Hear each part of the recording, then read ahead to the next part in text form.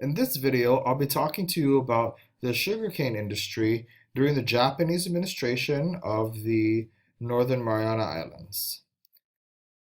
So why sugarcane?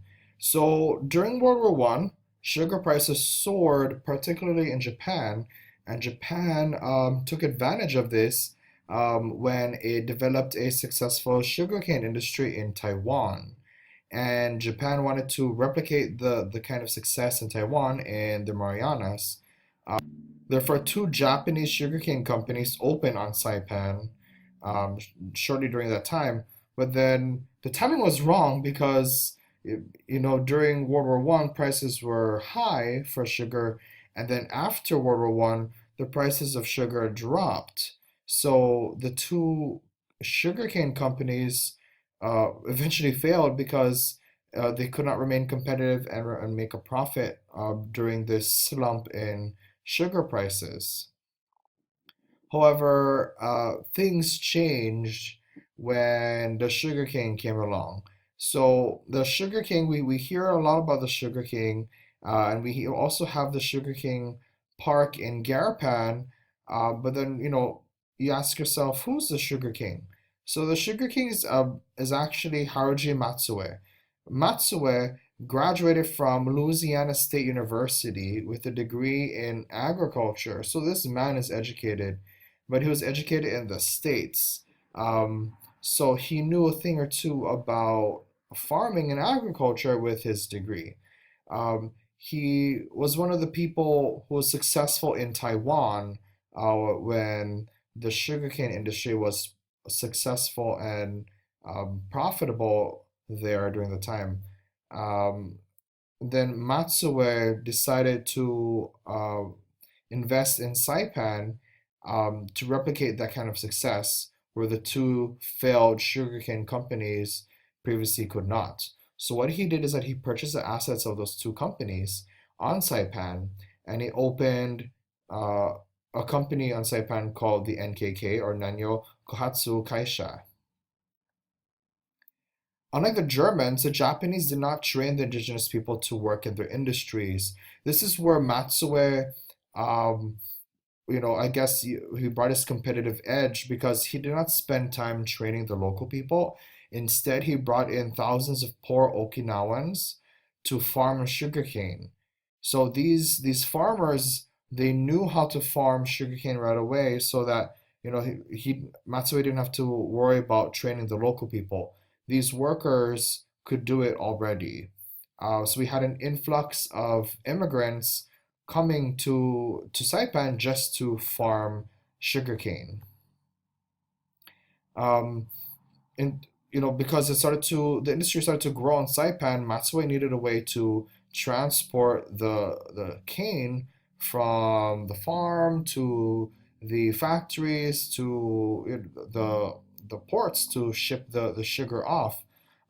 So Matsue decided to invest in a railroad system that was very expensive for him and actually almost drove him to bankruptcy. So but he knew this was an investment that he needed to make in order to become successful and profitable in the industry on Saipan.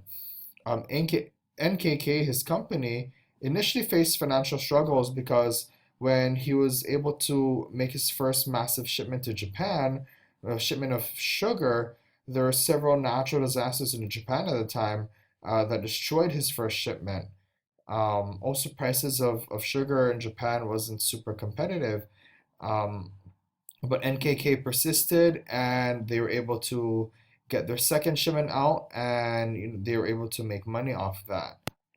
So NKK decided to build off the steam from its growing sugar uh, ec- economic activity by making alcohol using the sugar. So NKK built an alcohol distillery alongside their sugarcane refinery um, on Saipan, and you might be thinking, okay, how can you make alcohol from sugar? So the process involve taking molasses.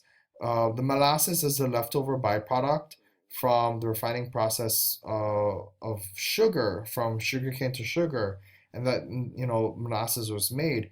And instead of tossing the molasses, um, or just repackaging the molasses, NKK made a system where they made whiskey out of the molasses. So that's an interesting process that they use to make money out of the leftover that like that would have been wasted from the refining process.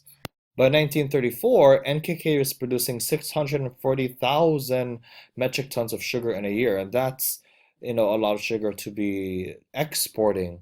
So Saipan really became a sugar exporting powerhouse, sending sugar off to Japan. And it's not just a powerhouse in terms of Saipan and the size, but then in other places in the Pacific. By 1940, Saipan exported 6,644 yen worth of sugar. So this is $1 million industry, $1 million company um, at this time. The Tanapa Harbor had to be developed in order to accommodate for the island's economic growth. The island was uh, exporting so much sugar, it's importing so many materials, so we really needed to improve that kind of infrastructure for the port so that it can accommodate the economic activity during the time. Matsue also expanded to Tinian, so the sugarcane industry wasn't just on Saipan, it was also on Tinian. Here's the funny thing. So Tinian is smaller than Saipan, right? But Tinian ironically made 50% more sugar annually than Saipan. So, but then if you think about it, Saipan was also, it's not just used for sugarcane farming, and I'll explain a little bit about that later. But yeah, so Tinian made 50% more sugar than Saipan. Matsue built railroads there as well. He built sugar refineries on Tinian as well, and Tinian came to be known as the island that Matsue built because, he took this small island and made it basically a purely sugarcane farm, I guess you could say. Um, he also expanded to Rota, so the three main islands of the sea, Namai, Sapantan, and Rota, were under Matsue's influence in terms of his business control. He built a factory in Sinapalu, and railroads were built there for transport as well. So, we have this consistency. He made this formula on Saipan that worked. Then he applied that formula to Tinian, which was super successful, and then he brought it to Rhoda as well. Uh, but then he didn't just do sugarcane on Rhoda. They During a study, um, the company found phosphate mines, so they also mine phosphates um, on Rhoda. But see, not everything was sweet during the Japanese administration on the sugar industry because some consequences existed, and one of them is the loss of native and indigenous plants.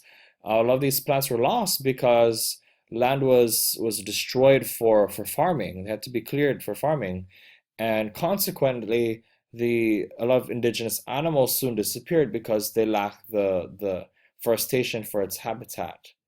Another consequence is that lattice stones and other historical indigenous sites were lost because, again, land was used for farming. And lastly, the African snail destroyed many crops. It wasn't definitive on where the snails or how the snails came to Saipan and the Marianas, but it attributed to a lot of loss of crops, both indigenous and farmed. All right, so let's review the keys for success by the Japanese and Haruji Matsue. So the Japanese were actually successful in 10 years of developing the Marianas versus the 2.5 centuries spent by the Germans and the Spanish. And here are some reasons why. First, the Japanese brought in laborers. They brought in skilled workers from Okinawa to farm rather than training the local people. Also, the government fully supported the industries. They provided policy that supported um, the businesses. Also, the Japanese companies persevered and maximized their resources rather than just giving up